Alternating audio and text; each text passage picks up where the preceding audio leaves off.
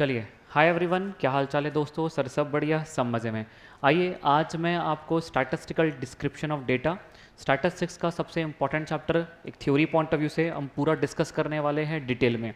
ये नोट्स आपके पास होंगे, नहीं है नोट्स तो मैं टेलीग्राम चैनल पे इस नोट्स को अवेलेबल कर दूंगा। इस नोट्स को मैंने पूरा इस तरीके से बनाया है कि सब कुछ यहाँ पर लिखा हुआ है, पूरा प्री फिल्ड है, कोई टेंशन लेने की ज़रूरत नहीं है। अब इसके साथ साथ नोट्स पे कहाँ कहाँ पे इंपॉर्टेंट हाईलाइट करना है, क्या चीज़ हमें याद रखनी है, मैं पूरा कवरअप करवा दूंगा। ये नोट्स पूरा कवरअप करने के बाद क्लास में डिस्कशन के बाद आपको कोई भी चीज़ रट्टा मारने की ज़रूरत नहीं पड़ेगी। पूरा थियरी आपको एक अंडरस्टैंडिंग लेवल पे याद रहेगा। इसके बाद यदि आप अपने ICAI मॉड्यूल के क्वेश्चंस को कवर अप करते हैं तो आपको पूरे क्वेश्चंस क्रैक हो जाएंगे। आई will try my level best कि मैं सारे ICAI मॉड्यूल के क्वेश्चंस को पूरा आपको 60-70 क्वेश्चंस हैं मैं पूरे गो थ्रू करवा दूंगा और फटाफट हम सारे आंसर्स चेक कर लेंगे। आइए दोस्तों, आगे बढ़ने से पहले शुरू करते हैं स्टैटिस्टिकल डिस्क्रिप्शन ऑफ डेटा। चलिए, स्टैटिस्टिकल डिस्क्रिप्शन ऑफ डेटा का एक पहले कंसेप्चुअल बैकग्राउंड को पूरा देखते हैं। स्टैटिस्टिकल डिस्क्रिप्शन ऑफ डेटा पर दोस्तों ये थियरी पॉइंट है, पूरा चैप्टर थियरी बेस्ड है। I will try to make it as much as possible, मैं उसको उतना प्रैक्टिकल कर दूंगा, बट यस चैप्टर पूरा थियरी बेस्ड है। आइए सबसे पहले मैं कुछ बेसिक्स ऑफ स्टैटिस्टिक्स के बारे में बात करूंगा। बेसिक्स ऑफ स्टैटिस्टिक्स में बात करने के बाद हम बात करेंगे collection of data, mode of presentation of data, some statistical terms, इन सभी चीज़ों के बारे में बात करने वाले हैं। बेसिक्स ऑफ स्टैटिस्टिक्स में दोस्तों सबसे पहले introduction, importance of statistics, limitation, tools use in statistics, छोटी छोटी बातें हमें करनी है। ठीक है, सबसे इंपॉर्टेंट पार्ट जहां से आपके एग्जाम में क्वेश्चन आएगा दोस्तों वो है आपका mode of presentation of data. दूसरा है सम स्टैटिस्टिकल डेफिनेशन जो इंस्टीट्यूट आजकल पूछ रही है। यह सबसे इंपॉर्टेंट पार्ट यदि कुछ है तो वो है आपका mode of presentation of data. मैं जानता हूं यहां पे आप कहां पर कंफ्यूज होते हैं, सर कब हिस्टोग्राम यूज करना, कब बार यूज करना, क्या डिफरेंस है बार में, कब वर्टिकल बार यूज करना, कब हॉरिजॉन्टल बार यूज करना। ये सारे पॉइंट्स दोस्तों मैं आपको प्रॉपर तरीके से एक्सप्लेन करके आपको याद करवा दूंगा। आइए शुरू करते हैं। कोई भी चीज़ ज़्यादा लिखने में हमारा टाइम वेस्ट नहीं होगा, लेकिन आपको बहुत सारी चीज़ों को यहाँ पे मेरे साथ ही याद करना है क्लास में। कोई भी लोड ये मत रखिए कि क्लास के बाद कर लूँगा, ऐसा मत करिए। पूरी चीज़ें याद करिए। याद करने के बाद हम क्वेश्चंस भी करेंगे मॉड्यूल के, सारे क्वेश्चंस में आपको पूरा कॉन्फिडेंस आ जाएगा। आइए दोस्तों सबसे पहले बात करते हैं introduction. What do you mean by statistics. एक प्लूरल सेंस में दोस्तों एक डेफिनेशन आती है और एक सिंगुलर सेंस में एक डेफिनेशन आती है। प्लूरल सेंस में कहा जाता है it refers to the numerical data, it refers to the, word याद रखना है, प्लूरल सेंस में दोस्तों it refers to the numerical data, quantitative as well as qualitative. ये भी क्वेश्चन इंस्टीट्यूट ने पूछा था कि statistics refers to only qualitative data और only quantity data, option C both, option D none of this. दोस्तों प्लूरल सेंस में जो डेफिनेशन आती है वो कहता है statistics refers to the quality as well as quantity data. Yes, यहाँ पे बहुत सारे ऑथर्स ने, बहुत सारे लोगों ने, बहुत सारे साइंटिस्ट ने, बहुत सारे डेफिनेशन जिन्होंने बनाई, हर लोगों ने अलग अलग बात करी। लेकिन एग्जाम पॉइंट ऑफ व्यू से दोस्तों मैं जो आपको पढ़ाऊंगा, आपको एग्जाम पॉइंट ऑफ व्यू से पढ़ा रहा हूँ, तो आप कोई ऑथर के मत जाइए।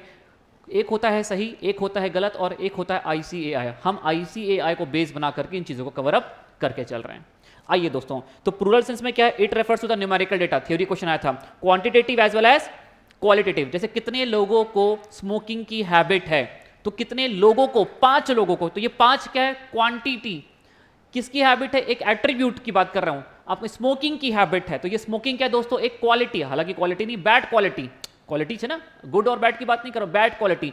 सो statistics refers to quantity also and it refers to the quality also. In plural sense दोस्तों इसलिए कहा गया it refers to the numerical data. और सिंगुलर सेंस में इसकी डेफिनेशन कहती है एक साइंटिफिक मेथड है जिसमें हम सिर्फ डेटा को कलेक्ट करते हैं, मतलब उसको मॉडिफाई करते हैं, प्रेजेंट करते हैं और अपना डिसीजन लेते हैं। It refers to the collecting, analysing and presenting the data. तो दोस्तों फिर से कहूं आपको, मेरे साथ समझिए दोस्तों, डेफिनेशन दो तरीके से कही है, एक सिंगुलर सेंस में और एक प्लूरल सेंस में। प्लूरल सेंस में क्या कहा गया, it is a numerical data जिसमें क्वालिटी और क्वांटिटी दोनों की बात की जाएगी, और सिंगुलर सेंस में कहा गया it is just a scientific method of collecting and presenting the data. चलिए आगे बढ़ेंगे दोस्तों, बस इतनी ऐसी ही बात मुझे करनी है पूरे चैप्टर पे। अब आपको मेरे साथ साथ याद रखना है। तो यस, यहाँ पे आप लोग सिर्फ हाईलाइट करेंगे इस पॉइंट को, आप सिर्फ हाईलाइट करेंगे प्लूरल सेंस में न्यूमेरिकल और सिंगुलर सेंस में it is a scientific method. आगे बढ़ें। एप्लीकेशन दोस्तों, स्टैटिस्टिक्स का एप्लीकेशन इकोनॉमिक्स की इंडस्ट्री में भी है, बिजनेस मैनेजमेंट में भी है और कॉमर्स की इंडस्ट्री में भी है। अंदर का डेटा आपको पढ़ना है, एक रीड आउट करिएगा, आपको याद करने की जरूरत नहीं है। क्वेश्चन आएगा, statistics is being used in economics, commerce industry, business management, all of this, या तो कोई और इंडस्ट्री डालेगा। 99% यही क्वेश्चन पूछेगा और आपको तीनों ही इंडस्ट्री का नाम देगा। दोस्तों इकोनॉमिक्स में यूज होता है इंडेक्स नंबर कैलकुलेट करने के लिए, होता है हर इंडस्ट्री में। हमारा स्टैटिस्टिक्स कहीं ना कहीं स्टैटिस्टिक्स को बनाया ही गया है डिसीजन मेकिंग के लिए। तो ऐसी कोई भी इंडस्ट्री जहां पे आपको डिसीजन लेना है वहां पे स्टैटिस्टिक्स यूज होता है। तो आप कैसे याद रखो, यदि आपके सामने कोई ऐसी इंडस्ट्री आती है और आपको लगता है कि यहां पर मुझे डिसीजन मेकिंग करनी है, तो जब भी डिसीजन मेकिंग की बात आएगी वहां पर आपका स्टैटिस्टिक्स यूज हो जाएगा। सो दोस्तों this refers to the economics में भी यूज होता है, business management it is all about the decision making, वहां पर यूज होता है, और कॉमर्स इंडस्ट्री में भी ये यूज होता है। चलिए ये बात याद रखेंगे। यस सर, यहाँ पे छोटी मोटी बातें हैं, नॉट इंपॉर्टेंट, इसमें ज़्यादा ध्यान देने की जरूरत नहीं है, लेकिन एक लिमिटेशन है। Sir what are the limitations of the statistics, तो इसके बारे में बात करते हैं। देखो ये कभी इंडिविजुअल आइटम पर फोकस नहीं करता, ये पूरे ग्रुप पर फोकस करता है। यहाँ पे मुझे 500 लोगों को देख के डिसीजन लेना है, मैं एक एक को देख के डिसीजन नहीं लेता, मैं 500 लोगों को लेता हूँ, उनको एक न्यूमेरिकल वैल्यू में कन्वर्ट करता हूँ, एक एवरेज निकालता हूँ और उसके बेसिस में डिसीजन लेता हूँ। तो ये कभी भी इंडिविजुअल ऑब्जर्वेशंस पर फोकस नहीं करता, ये एक लिमिटेशन हो गई दोस्तों स्टैटिस्टिक्स की।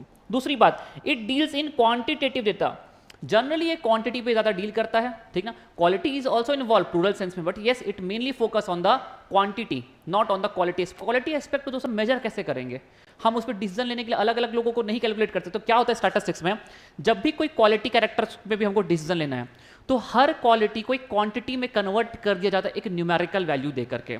जैसे कि फॉर एग्जाम्पल यहाँ पर मैंने जैसे कि डिसीजन लिया कि कितने बच्चे अच्छे हैं पढ़ाई में, तो जो बच्चे अच्छे हैं पढ़ाई में उनको एक नंबर में कन्वर्ट किया जाता है। कभी भी स्टैटिस्टिक्स में क्वांटिटी तो दे दिया तो ठीक है, लेकिन यदि क्वालिटी एस्पेक्ट दे दिया तो उसको भी एक न्यूमेरिकल वैल्यू असाइन की जाती है और अपना डिसीजन लिया जाता है। Ultimately it mainly focus on the quantity. लेकिन दोस्तों यदि प्लूरल सेंस की डेफिनेशन देखा जाए तो प्लूरल सेंस में इट इज न्यूमेरिकल डेटा, जहां पे quantitative as well as qualitative दोनों ही एस्पेक्ट पे ये चीजें बात करेगा। चलिए आगे बढ़ते हैं दोस्तों।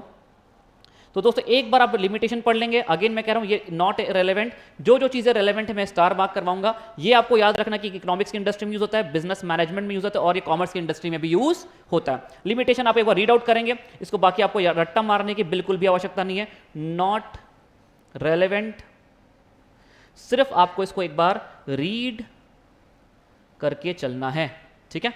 आइए आगे बढ़ते हैं दोस्तों। मैंने यहाँ पे आपसे बेसिक्स की चर्चा करी कि what you mean by basics of stats and what do mean by introduction.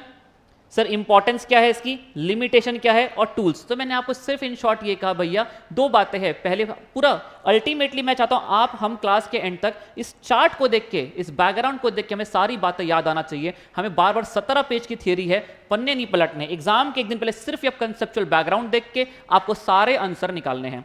तो हमने शुरू किया इंट्रोडक्शन में, मैंने कहा स्टैटिस्टिक्स क्या सिर्फ क्वालिटेटिव की बात करता है क्या, नहीं। प्लूरल सेंस में देखा जाए it refers to the quantitative as well as qualitative aspect. Singular sense में देखा जाए तो इट इज साइंटिफिक मेथड, जिसमें हम सिर्फ डेटा को कलेक्ट करते हैं, ऑर्गेनाइज करते हैं और प्रेजेंट कर देते हैं, ठीक है। इसके बाद किस इंडस्ट्री में क्या इसके यूजेस क्या है, इंपॉर्टेंस क्या है स्टैटिस्टिक्स का, ये इकोनॉमिक्स की इंडस्ट्री में भी यूज होता है, कॉमर्स की इंडस्ट्री में यूज होता है, बिजनेस मैनेजमेंट में भी यूज होता है। इन शॉर्ट में ये कह रहा हूं ऐसी कोई भी इंडस्ट्री जहां पर आपको डिसीजन लेना है दोस्तों, डिसीजन मेकिंग में स्टैटिस्टिक्स यूज होता है। लिमिटेशन मैंने छोटी मोटी बातें बताई आपको, जैसे मेनली ये क्वांटिटी पे बात करता है, क्वालिटेटिव डेटा आ भी गया तो उस क्वालिटी को एक न्यूमेरिक वैल्यू असाइन करके अपना डिसीजन लेता है, लेकिन यस उस क्वालिटी पे पर्टिकुलरली काम ये नहीं करता। दूसरी बात दोस्तों, ये सारे ऑब्जर्वेशंस को काउंट करके नहीं चलता, इंडिविजुअल ऑब्जर्वेशन को इंपॉर्टेंस नहीं देता। इसी प्रकार के बाकी लिमिटेशंस आपको एक बार रीड आउट करके चलना है। आगे आते हैं एक इंपॉर्टेंट स्टडी को शुरू करते हैं, important concept that is collection of data. दोस्तों पहले मैं ये पे छोटी मोटी बातें करता हूं, सिर्फ रीड आउट करने का काम करेंगे। डेटा का मीनिंग क्या होता है, what do you mean by data. दोस्तों यस नो नीड, डेटा का मतलब होता है हमने एक रॉ इंफॉर्मेशन जिसको कलेक्ट किया, दैट इज द डेटा। जब हमने इंफॉर्मेशन को कलेक्ट किया, उसको जब तक प्रोसेस नहीं किया, जब तक उसको इंफॉर्मेशन में कन्वर्ट नहीं किया, guys the raw thing before processing the information, जो चीज होती है उसको हम कहते हैं डेटा। डेटा मतलब सिर्फ एक्सट्रैक्ट किया, अभी तक उसमें टूल्स और टेक्निक्स अप्लाई नहीं किए, मतलब अनप्रोसेस्ड इंफॉर्मेशन को हम कहते हैं डेटा। दोस्तों इस डेटा को कलेक्ट करने के कितने मेथड ऑफ कलेक्टिंग डेटा, इस मेथड को डेटा को कलेक्ट करने के कितने मेथड, यहां पर दोस्तों देखिए कनेक्टिंग होना चाहिए था, कनेक्शन छूट गया, ऐसे बिल्ड कर लीजिएगा। इसको कलेक्ट करने के दो मेथड हैं, एक है प्राइमरी मेथड और दूसरा है सेकेंडरी मेथड। आइए इसको नीचे लेके चलते हैं डिटेल पे। तो सबसे पहले मैंने आपको बताया the data, data means the information, लेकिन ऐसी इंफॉर्मेशन जो अभी तक प्रोसेस नहीं है, अभी तक बिल्कुल भी प्रोसेस नहीं हो पाई। Literal meaning it is a fact, बस एक फैक्ट है, अभी तक एक इंफॉर्मेशन में कन्वर्ट नहीं हुई है। आपने बस एक फैक्ट को कलेक्ट किया, उस पर भी कोई भी टूल्स और टेक्निक्स नहीं लगाए हमारे स्टैटिस्टिक्स को, अनप्रोसेस्ड पड़ा हुआ है, दैट इज द डेटा। अब इस चीज को कलेक्ट करने के दोस्तों कितने तरीके होते हैं, आएंगे ऊपर जो चीज लिखी हुई है। इसको कलेक्ट करने के दो तरीके हैं, एक है हमारा प्राइमरी डेटा, एक होता है हमारा सेकेंडरी डेटा। दोस्तों इसको मैं इन शॉर्ट कहता हूं दोस्तों, जब आप कलेक्ट करते हैं फर्स्ट टाइम, जब आप कोई इंफॉर्मेशन को फर्स्ट टाइम कलेक्ट करते हैं तो इसको हम कहते हैं प्राइमरी डेटा, इसको हम कहते हैं प्राइमरी डेटा। और जब कोई इंफॉर्मेशन ऑलरेडी कलेक्टेड है, आप जाके इसको कलेक्ट करने का बस काम कर रहे हैं, इंफॉर्मेशन कलेक्ट की जा चुकी है, आप उसको सेकेंड इंफॉर्मेशन, सेकेंड हैंड गाड़ी है दोस्तों ये। सेकेंडरी डेटा मतलब क्या है, एक तरह से सेकेंड हैंड गाड़ी, और प्राइमरी डेटा क्या है, प्राइमरी मतलब एक न्यू गाड़ी। जब आप डायरेक्टली शोरूम से गाड़ी को खरीद रहे हैं दोस्तों, that is the primary data. और जब कोई व्यक्ति ने गाड़ी खरीद ली, फिर आप उससे जाके गाड़ी खरीद रहे हो, दैट इज द दोस्तों सेकेंडरी डेटा। देखिए primary data means the data collected for the first time by the investigator agency is known as the, किसी भी व्यक्ति ने जब वो फर्स्ट टाइम इंफॉर्मेशन को कलेक्ट किया, जैसे कि मैं इस क्लास में गया और मैंने हर एक बच्चे उसके मार्क्स पूछे। चलिए मैंने पूछा आप कौन सी सिटी में रहते हैं, इन्होंने कहा मैंने पुणे में रहता हूँ, मैं नागपुर में रहता हूँ, मैं हिमाचल प्रदेश में रहता हूँ। दोस्तों मैं इन्विजिलेटर या तो एज एन इन्वेस्टिगेटर मैंने पहली बार सभी बच्चों का डेटा कलेक्ट किया। यहीं पर एक ऑफिस का बॉय आता है, एक पेज देता है, उसे सबको कहता है अपना नाम और सिटी लिख दीजिए, फिर मैं उस ऑफिस बॉय से जाके उस पेज को कलेक्ट करता हूँ, that is the secondary data. लेकिन जब मैं फर्स्ट टाइम डेटा कलेक्ट करने गया स्टूडेंट से directly, that was the primary data. जब वो ऑफिस बॉय आके इनसे डेटा कलेक्ट कर रहा था, that was the primary data. लेकिन जब मैं ऑफिस बॉय से डायरेक्टली जाकर के शीट कलेक्ट करता हूं दोस्तों, that is the secondary data. Sir क्या क्या मेथड्स हैं हमारे प्राइमरी डेटा को कलेक्ट करने के, methods of collecting the primary data. अब मेरी बात को बहुत ध्यान से सुनना, मैं जितनी चीजें आपको नीचे बता रहा हूं ये अपने आप में एग्जॉस्टिव नहीं है। प्रोबेबिलिटी पढ़ाया है मैंने आपको पहले, एग्जॉस्टिव का मतलब है ये अपने आप में, ये नहीं कि इससे ज्यादा और कोई तरीके नहीं हो सकते।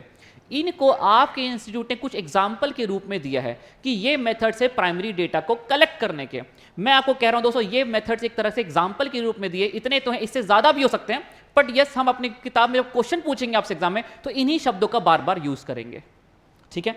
अब दोस्तों यहां पे किस तरीके से क्वेश्चंस आते हैं मैं थोड़ी थोड़ी नोटिंग आपको यहां पर करवा करके चलूंगा, जो कि बहुत इंपॉर्टेंट है। बाकी पूरी थ्योरी इररिलेवेंट, जो जो मैं नोटिंग कराऊंगा आपको इसके ऊपर दोस्तों, वो आपके एग्जाम में डायरेक्ट क्वेश्चंस उस पर हिट होंगे। चलिए देखते हैं। सबसे पहला कहते हैं एक इंटरव्यू मेथड है, एक है इंटरव्यू मेथड। अब इंटरव्यू मेथड इंटरव्यू लेने के तीन तरीके। आप डायरेक्टली पर्सनल इंटरव्यू लीजिए, जिस व्यक्ति की इंफॉर्मेशन आपको चाहिए आपने उसको ही बुला लिया कि चलिए आप बताइए अपने बारे में।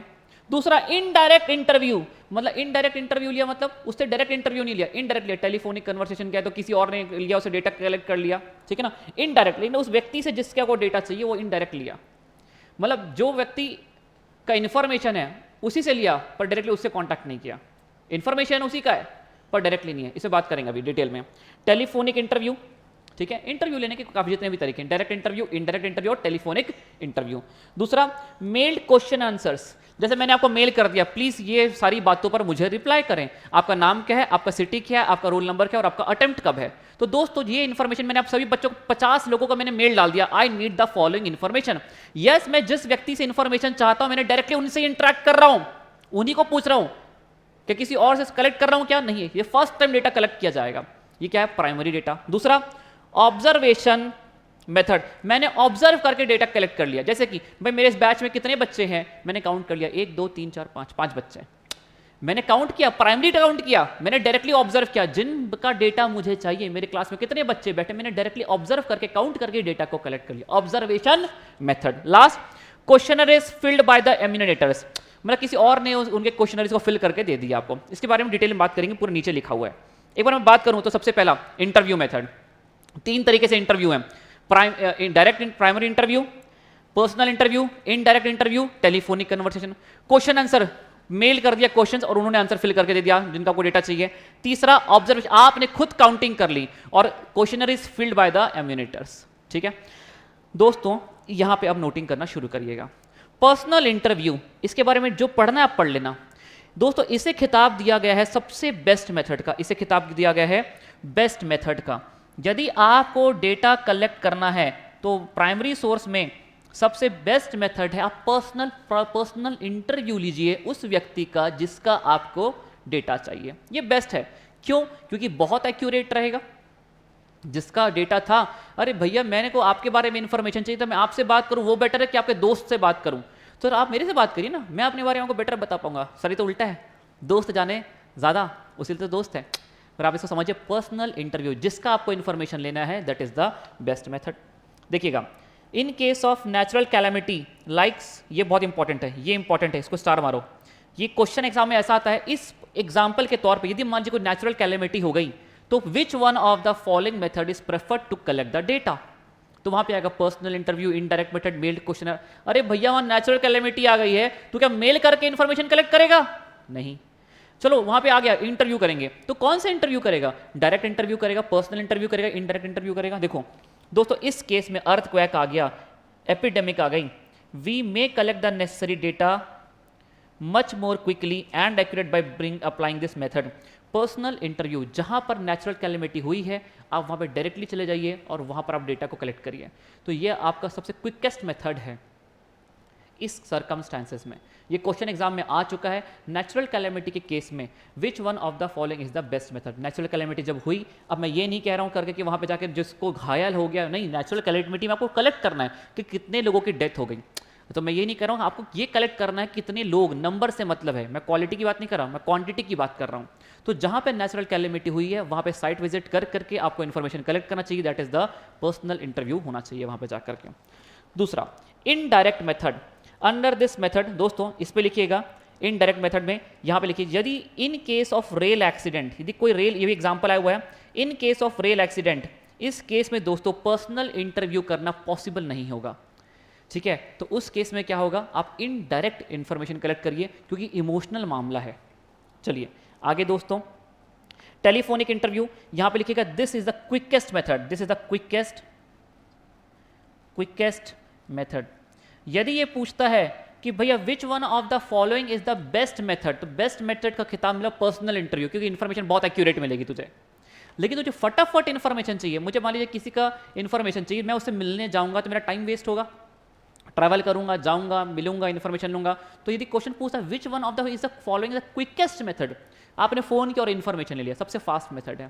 तो दोस्तों तीन तरह के इंटरव्यू आए, डायरेक्ट, इनडायरेक्ट और पर्सनल, सॉरी पर्सनल, इनडायरेक्ट और आपका टेलीफोनिक। क्विकेस्ट मेथड है टेलीफोनिक इंटरव्यू, ठीक है। पर्सनल इंटरव्यू बेस्ट मेथड है।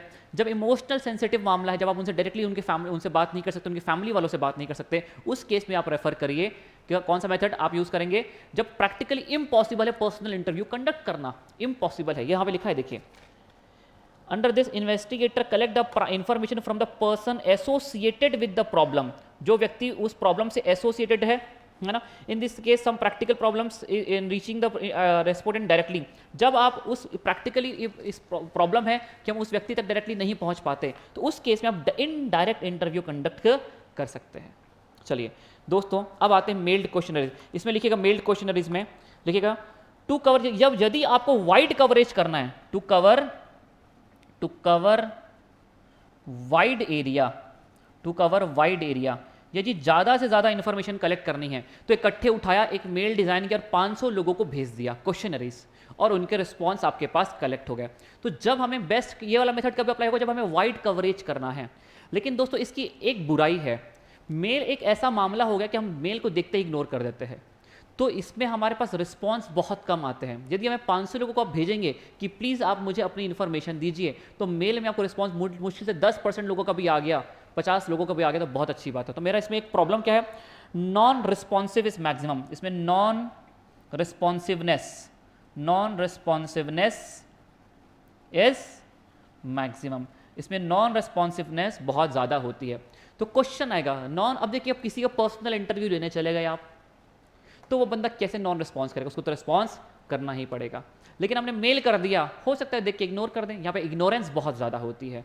तो दोस्तों yes, this is method is good, but again इसमें एक अच्छी बात यह है कि जब आपको वाइड कवरेज करना है तो बेस्ट है, लेकिन साथ साथ एक बुराई यह है कि यहाँ पे नॉन रिस्पॉन्सिवनेस बहुत ज़्यादा हो जाती है। आगे बढ़ते हैं दोस्तों। Observation method, under this method data collected by directly by observing और यूजिंग सम इंस्ट्रूमेंट। मैंने डायरेक्टली देख के काउंटिंग कर लिया, बता दिया आपको पहले। Data on the height, weight, group of students, सारी बात हो जाएंगी। Questionnaire is filled by the enumerator, इसमें कोई खास बात लिखने के लिए नहीं है। तो दोस्तों मैंने आपको ये बात बताई, यदि मान लीजिए रेल में एक्सीडेंट हो गया, ऐसा कोई है जहाँ पे यहाँ पर रेस्पोंडेंट तक पहुँचना, जो व्यक्ति के बारे में डेटा कलेक्ट करना, उस तक पहुँचना ही मुश्किल है, तो इनडायरेक्ट बेस्ट है, पर्सनल इंटरव्यू बेस्ट है। यदि वाइड कवरेज करना है, वाइड कवरेज करना है तो हमारा टेलीफोनिक कन्वर्सेशन, वाइड कवरेज करना है तो मेल्ड क्वेश्चनर्स बेस्ट है। पर इसका हमारा डिसएडवांटेज क्या है, इसमें नॉन रिस्पॉन्सिवनेस बहुत ज़्यादा होती है। यदि आपको सबसे फास्ट डेटा कलेक्ट करना है, क्विकेस्ट वे में डेटा कलेक्ट करना है, तो बेस्ट क्या होगा दोस्तों, उस टाइम में telephonic interview. So this is all about the, मैंने आपको वो चीज़ बताई जो चीज़ आप इग्नोर करते हो। आप ये पढ़ लेते हो कि प्राइमरी डेटा को कलेक्ट करने कितने मेथड्स, ये हैं, वो हैं। क्वेश्चन ने, इंस्टीट्यूट ने कहा भाई इसके अलावा और भी मेथड्स हो सकते हैं। मैं ये नहीं कह रहा कि ये फील्ड फास्ट है, इससे ज़्यादा कुछ नहीं हो सकते, इससे ज़्यादा भी हो सकते हैं, पर हम अपना जो क्वेश्चन फ्रेम करेंगे इन्हीं शब्दों के अंदर से फ्रेम करेंगे। तो वो क्या पूछेंगे आपसे कि भैया यदि मान लीजिए मेल्ड क्वेश्चनरेज में सबसे बड़ी प्रॉब्लम क्या है, option A, option B, option C. सबसे बड़ी प्रॉब्लम ये है कि भैया यहाँ पे नॉन रिस्पॉन्सिवनेस सबसे ज़्यादा रहेगी। क्वेश्चन है विच one of the following has most non responsiveness. Option A telephonic, अरे तूने फोन कर दिया, मजबूरी है, बताना ही पड़ेगा, कुछ तो बताएगा, हाँ या कहेगा, ना कहेगा, करेगा ना। लेकिन आपने मेल कर दिया, देख के इग्नोर कर देगा। नॉन रिस्पॉन्सिवनेस सबसे ज्यादा है मेल्ड क्वेश्चनरीज में। यदि आपको ऑब्जर्वेशन, यदि आपको सिर्फ छोटी मोटी हाइट कलेक्ट करना है, इंस्ट्रूमेंट दिया, हाइट काउंट कर लिया, लिख लिया, मतलब आपसे पूछा नहीं तेरी हाइट क्या है, इधर आ, 5 फुट 10 इंच, इंस्ट्रूमेंट यूज किया, या तो कितने लोग हैं इस बैच में, 1 2 3, खुद ऑब्जर्व करके डेटा को कलेक्ट कर लिया। इंटरव्यू, पर्सनल इंटरव्यू एक मेथड है, ये बेस्ट है। इनडायरेक्ट इंटरव्यू, ये रेल एक्सीडेंट के केस में बेस्ट है। टेलीफोनिक इंफॉर्मेशन यदि क्विकेस्ट चाहिए तो ये बेस्ट है। दोस्तों इतनी ही बातें आपको याद रखनी है, इसी के अंदर आपका पूरा primary data, primary methods of collecting data में आपका पूरा क्वेश्चन और आंसर मैंने कवर अप करवा दिया। अब आप अपनी मॉड्यूल करें चाहे ना करें, कलेक्टिंग डेटा से आपका आंसर हमेशा सही होगा। चलिए आगे बढ़ते हैं दोस्तों, अब शुरू करते हैं methods of collecting secondary data. अब सेकेंडरी डेटा क्या है, ये फर्स्ट टाइम नहीं किया कलेक्ट डेटा, डेटा ऑलरेडी किसी ने कलेक्ट कर लिया, मैं डायरेक्टली उसके पास जाता हूं और उस डेटा को कलेक्ट कर लेता हूं। So this is the method of collecting the secondary data. First time collect नहीं होगा डेटा। यहां पे देखिए मैंने सीधे WHO से डेटा मांग लिया, भाई कितने लोगों को कोविड हुआ था, अरे मैं नहीं काउंट कर सकता, भाई काउंटिंग ऑलरेडी WHO ने करके रखी हुई है, सीरम वालों ने उनसे पूछ लिया भाई कितने लोगों को कोविड हुआ था। तो यहां पे क्या है, फर्स्ट टाइम नहीं है, डेटा ऑलरेडी कलेक्ट हो गया WHO के पास, अब हम जाके उसे डायरेक्टली रिपोर्ट्स मांग रहे हैं, भाई कितने लोग हुए थे बता दो हमें। ये देखिए यहां पे दोस्तों इंटरनेशनल सोर्सेस या तो government sources like Indian ministry food और ये वो सब बहुत सारे हो सकते हैं, मैं एग्जांपल ले रहा हूं यहाँ पे। दोस्तों इन दोनों को आप बॉक्स में बंद करके लिखिए, इन दोनों को आप बॉक्स में बंद करके लिखिए, ये आपके सबसे इंपॉर्टेंट सोर्स हैं। आप प्राइवेट एजेंसीज के पास भी जाके डेटा कलेक्ट कर सकते हैं, लेकिन दोस्तों सेकेंडरी सोर्सेस में एक इंटरनेशनल सोर्सेस को बेस्ट इंपॉर्टेंट सोर्सेस कहा गया है और दूसरा आपके गवर्नमेंट सोर्सेस को आपको बेस्ट सोर्सेस कहा गया है। यह भी एक तरीका है कि आप प्राइवेट एजेंसीज के पास जाके कलेक्ट कर लीजिए, या तो न्यूज़पेपर, रिसर्च पेपर देख लीजिए, अनपब्लिश्ड सोर्सेज देख लीजिए, या तो पब्लिश्ड मैगजीन्स देख लीजिए, वहाँ से डेटा कलेक्ट कर लीजिए, पर ये बहुत रिलायबल नहीं है, ये सुनी सुनाई बातों पर भी आधारित हो सकते हैं। इसलिए दोस्तों नीचे की दोनों ही चीज़ों को बेस्ट, यदि आपसे पूछता है विच one of the following is the important source of secondary data, तो दोस्तों ये दोनों ही बातें सुनी सुनाई बातों पर भी प्रभावित हो सकती हैं, ठीक है, प्राइवेट हो सकती हैं, प्राइवेट एजेंसी से आप डेटा कलेक्ट करना चाहते हो, लेकिन इंपॉर्टेंट कहा गया है एक तो इंटरनेशनल सोर्सेज को और दूसरा इंपॉर्टेंट कहा गया गवर्नमेंट के सोर्सेज को। लेकिन मैं ये कह रहा हूं देयर इज नो रिजिड और exhaustive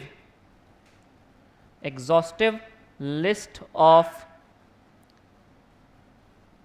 secondary sources. Consider above only as an example. Consider above only as an example. बात खत्म। Consider above only as an example. चलिए अब मेरी बात को बहुत ध्यान से देखना दोस्तों, मैंने आपको यहाँ पर ये करा दिया method of collecting data.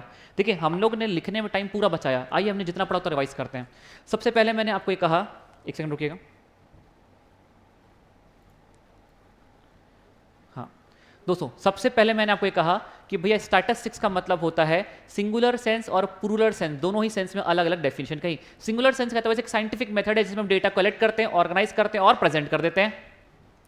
Plural sense ने कहा भैया इसमें दोनों बातें, क्वालिटी एस्पेक्ट भी है और क्वांटिटी एस्पेक्ट भी है, न्यूमेरिकल डेटा है ये, ठीक है। क्या हुआ भाई? चलिए दोस्तों इसके बाद हमने लिमिटेशन ऑफ स्टैटिस्टिक्स में बात किया। लिमिटेशन ऑफ स्टैटिस्टिक्स में छोटी मोटी बातें मैंने बता दी आपको, इंपॉर्टेंस क्या है। ऐसी कोई भी इंडस्ट्री जहां पे डिसीजन मेकिंग इन्वॉल्व है तो वहां पर आपका स्टैटिस्टिक्स यूज हो जाता है। जैसे कि पहली इंडस्ट्री कौन सी है हमारे यहाँ पे, इकोनॉमिक्स, बिजनेस मैनेजमेंट में यूज होता है और हमारा कॉमर्स इंडस्ट्री में भी ये यूज होता है। लिमिटेशन छोटी मोटी बातें हैं, आपको याद करने की जरूरत नहीं है। मेथड ऑफ कलेक्टिंग डेटा, सबसे पहले डेटा का मतलब क्या होता है, ये एक तरह का से फैक्ट है। इंफॉर्मेशन बनने से पहले वो फैक्ट होती है, फैक्ट के बाद हम प्रोसेसिंग करते हैं, प्रोसेसिंग करने के बाद उस फैक्ट को इंफॉर्मेशन का दर्जा देते हैं। तो जो फैक्ट है दोस्तों, that fact is known as the data. Data collect किया, अभी तक उसको टेस्ट नहीं किया कि वाकई में सच है कि गलत है, झूठ है कि सच है, दोस्तों उसको हम कहते हैं डेटा। लेकिन जब प्रमाण हो जाता है यस ये बात सच है, तो उसे थप्पा मिल जाता है इंफॉर्मेशन का कि यस ये इंफॉर्मेशन है। गाइस कितने तरीके से हम इस डेटा को कलेक्ट कर सकते हैं? सर दो तरीके, एक है प्राइमरी सोर्सेस और एक है सेकेंडरी सोर्सेस। यही पे पूरी बात रिवाइज करिए, मेरे साथ ही याद करना है आपको, कुछ घर लेकर जाना कि घर पे पढ़ लूंगा। कोई रट्टा नहीं मारना, इस चैप्टर में समझना है, पूरा चैप्टर समझना है बस आपको, बस समझाने का तरीका थ्योरी बेस्ड है मेरा यहाँ पे। सुनना, प्राइमरी मेथड, सर इंटरव्यू ले लिया, तीन तरीके से इंटरव्यू ले सकते हैं sir, personal interview, indirect interview, telephonic. Sir best method तो पर्सनल इंटरव्यू, जिसका इंटरव्यू लेना है उसके साथ ही केबीसी खेल लो बैठ के। दूसरा इनडायरेक्ट इंटरव्यू, जब उस रेस्पोंडेंट तक पहुंचना प्रैक्टिकली प्रॉब्लम में है, वो नहीं पहुंच सकते उस तक, तो इनडायरेक्ट मेथड से कलेक्ट कर लिया रेल एक्सीडेंट में। लेकिन नेचुरल कैलेमिटी, अब दोस्तों को लगता है कंफ्यूज होते हैं, सर नेचुरल कैलेमिटी और रेल एक्सीडेंट में क्या फर्क है? दोस्तों नेचुरल कैलेमिटी में मुझे ये डेटा कलेक्ट नहीं करना कि भाई किसको क्या हुआ पर्सनल, उसके बारे में नहीं जानना, मुझे बस ये डेटा कलेक्ट करना है कि कितने लोगों की डेथ हुई, कितने लोग घायल हुए। लेकिन यहाँ पर रेल एक्सीडेंट केस में मुझे ऐसा इन्फॉर्मेशन कलेक्ट करना है कि कितने लोग घायल हो, उनसे क्या हुआ था, उस दुर्घटना में क्या हुआ, ऐसा कुछ कलेक्ट करना है। ये नेचुरल कैलेमिटी नहीं है। जब नेचुरल कैलेमिटी की बात आ रही है ना दोस्तों, ये ह्यूमन एरर भी हो सकता है। Natural, it is not an act of God. जब एक्ट ऑफ गॉड की बात है, ठीक है, तब आपको ये नहीं पता करना भैया तुम कैसे मर गए, क्या हुआ था, नहीं, एक्ट ऑफ गॉड है, आपको पता है वो चीज़। न्यूमेरिक डेटा कलेक्ट करना है। उस केस में दोस्तों नेचुरल कैलेमिटी केस में पर्सनल इंटरव्यू जा रहे हैं हम लोग, पर्सनल साइट विजिट पे जा रहे हैं, इसको इस तरीके से देखिए। लेकिन real accident is not an act of God, ये नेचुरल कैलेमिटी नहीं है, ये ह्यूमन एरर की वजह से हुआ है। तो वहां पर हमें ये भी कलेक्ट करना पड़ सकता है कि जो लोग बच गए उनसे पूछना कि क्या हुआ था, ये पॉसिबल नहीं है, इमोशनल इशू है उस टाइम पे, तो पर्सनल इंटरव्यू सजेस्ट नहीं किया जाएगा। इसलिए वहां पे कहा गया इनडायरेक्ट मेथड। तो समझिए, अब आपको लग रहा होगा सर आपने तो दोनों पे एक ही चीज कह दी, वो भी तो नेचुरल, नहीं, दोनों फर्क है, एक है एक्ट ऑफ गॉड और एक है एक्ट ऑफ ह्यूमन। तो एक्ट ऑफ गॉड के केस में पर्सनल इंटरव्यू सजेस्ट किया गया है, क्योंकि आपको जाकर के साइट विजिट करना है, पर्सनली आप विजिट करके वहां पे डेटा कलेक्ट करिए। और दूसरे केस में आप कलेक्ट करेंगे डेटा एक्ट ऑफ ह्यूमन में, कैसा, इनडायरेक्ट इंटरव्यू से। इमोशनल सेंसिटिव मामला है, प्रैक्टिकली पॉसिबल नहीं उस तक पहुंचना, बेचारा हॉस्पिटल में बैठा हुआ है, जब ठीक हो क्या गया तब पूछना, तब तक कहीं और से डेटा कलेक्ट कर लिया। तीसरा मेथड दोस्तों टेलीफोनिक कन्वर्ट, जब भी क्विकेस्ट मेथड क्या है, टेलीफोनिक इंटरव्यू। दोस्तों इसके बाद आगे बढ़े हम लोगों ने, आगे बढ़ने के बाद दोस्तों हमने बात करी सर मेल्ड, जब भी आपको वाइड कवरेज करना है तो मेल्ड क्वेश्चनरीज, क्या लिमिटेशन है उसका? सर वहां पे नॉट रिस्पॉन्सिवनेस सबसे ज्यादा होता है। अगला, सर यदि हम लोग ये ऑब्जर्वेशन मेथड खुद काउंट कर लिया और एमिनेटर से हमने क्वेश्चंस को फिल करा लिया। दोस्तों secondary sources, sir secondary sources में आपने चार बातें करी हैं, ये आपने एग्जांपल की तरह कहा, या तो मैं इंटरनेशनल सोर्सेज से डेटा कलेक्ट कर लूं, गवर्नमेंट सोर्सेज से कलेक्ट करूं। सर इंटरनेशनल सोर्सेज से डेटा कलेक्ट करना और गवर्नमेंट सोर्सेज से डेटा कलेक्ट करना, इन दोनों को ही बेस्ट मेथड कहा गया है। इसके बाद आप प्राइवेट एजेंसी से भी डेटा कलेक्ट कर सकते हैं, पर वो बेस्ट नहीं माना जाएगा। चलिए दोस्तों आगे बढ़ते हैं। अनपब्लिश्ड सोर्सेज, मैगजीन्स वगैरह, न्यूज़पेपर वगैरह से भी डेटा कलेक्ट कर सकते हैं, पर अगेन दोस्तों न्यूज़पेपर क्या है, किसी ने किसी के लिए लिख दिया, पर वो बात हो सकता सच हो चाहे ना हो। जैसा कि आपने कहा होगा, संजय दत्त की मूवी देखी थी क्वेश्चन मार्क, दोस्तों वही चीज़ है। तो यहाँ पे आप जब भी सेकेंडरी डेटा कलेक्ट कर रहे हैं, सेकेंड हैंड गाड़ी ऑलरेडी इंफॉर्मेशन कलेक्टेड है, वहां से जाके कलेक्ट कर रहे हैं, दैट इज सेकेंडरी सोर्स। लेकिन सेकेंडरी सोर्स बेस्ट किसको कहा गया? दो चीजों को। किसको? एक इंटरनेशनल सोर्सेस को और एक गवर्नमेंट सोर्सेस को। प्राइवेट वालों को बेस्ट इंपॉर्टेंट मेथड नहीं माना जाता। इंपॉर्टेंट माना जाता है इंटरनेशनल सोर्सेस से डेटा कलेक्ट करना और दूसरा गवर्नमेंट सोर्सेस से डेटा कलेक्ट करना। मैं कह रहा हूं इंपॉर्टेंट किसको माना जाता है। चलिए तो हमने इतनी बातें कवर अप कर ली। आइए अब सबसे इंपॉर्टेंट बात इसकी शुरू कर रहे हैं, important mode of presentation of data. Mode of presentation of, एक रुकिएगा, mode of presentation of data. चलिए अब शुरू करते हैं दोस्तों। Mode of presentation of data, सबसे इंपॉर्टेंट कॉन्सेप्ट यदि यहाँ पर कुछ है तो वो है mode of presentation of data. सुनिए, इस टैबुलर फॉर्म, ये फॉर्म, वो फॉर्म, फिर कौन सा किसका है, दोस्तों इस चीज़ को पूरा समझने के लिए सबसे पहले आप मुझसे इस चैप्टर का mode of presentation of data का एक पूरा फ्लो समझिए। दोस्तों आप डेटा को मात्र 3 फॉर्म में प्रेजेंट कर सकते हैं। सब हेडिंग्स क्या है? सिर्फ मेन हेडिंग्स क्या है? 3 फॉर्म। एक है आपका टेक्सचुअल फॉर्म, दूसरा है आपका टैब्यूलर प्रेजेंटेशन, तीसरा है आपका ग्राफिकल प्रेजेंटेशन। अब सुनिएगा, टेक्सचुअल प्रेजेंटेशन 5 मिनट का कॉन्सेप्ट है, कोई बहुत बड़ी बात नहीं है। जो यहाँ पे टैब्यूलर प्रेजेंटेशन आता है, यहाँ पे दोस्तों हमने डेटा को 2 तरीके से बांट दिया। एक है इंडिविजुअल सीरीज, दूसरा है डिस्क्रीट और कॉन्टिन्यूअस सीरीज। दोस्तों डिस्क्रीट और कॉन्टिन्यूअस सीरीज एक ऐसी डिस्ट्रीब्यूशन है जहां पर फ्रीक्वेंसी आ जाती है, जिस प्रेजेंटेशन में फ्रीक्वेंसी आ जाती है, और इसे ही हम कहते हैं फ्रीक्वेंसी डिस्ट्रीब्यूशन। जब भी आपने डेटा को इंडिविजुअल सीरीज में ना लिख करके, हमने एमओसीटी एमओडी पहले कवर अप किया था, पूरी बात की थी सब चीज़ों के बारे में, हमने डिस्क्रीट और कंटिन्यूअस प्रेजेंटेशन में हमने यूज़ किया। इसे हम कहते हैं फ्रीक्वेंसी डिस्ट्रीब्यूशन। सुनिएगा दोस्तों, आप लोग डायरेक्टली टेबुलर प्रेजेंटेशन के अंदर हिस्टोग्राम, फ्रीक्वेंसी ये सब पढ़ना शुरू कर देते हैं और फिर अब लाइन बार ग्राफ में कंफ्यूज होते हैं। ये बहुत बड़ा डिलेमा है, आज इस चीज़ को ख़त्म करिए। सबसे पहले आता है 3 तरह के प्रेजेंटेशन होते हैं। एक होता है टेक्सचुअल प्रेजेंटेशन, फिर होता है टैब्यूलर प्रेजेंटेशन, और दोस्तों फिर होता है ग्राफिकल प्रेजेंटेशन। अब टेक्सचुअल प्रेजेंटेशन कुछ भी नहीं, एक स्टेटमेंट, एक पैराग्राफ के फॉर्म में लिखना डेटा को, that is the textual presentation. इतना ही है, इसके अलावा कोई खास बात नहीं है। किसी भी चीज़ को, डेटा को दोस्तों, जो आपने डेटा कलेक्ट किया उसको एक पैराग्राफ के फॉर्म्स में लिखना, that is a textual presentation. So textual presentation खत्म ही कर लेते हैं एक बार। जब भी आप डेटा को पैराग्राफ के फॉर्म में लिखते हैं, that is the textual presentation.